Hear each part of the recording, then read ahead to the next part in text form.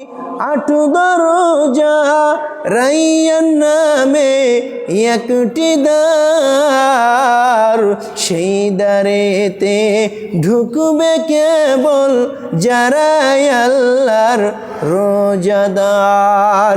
রোজাদারের মুখের ঘ্রাণ ভিগনাভির খুশবু সমান, তাই তো এদের এত আদর করেন আল্লাহ রহমান। ভোরের আগে নিয়ত বাঁধো, ভুল করো না মুসলমান।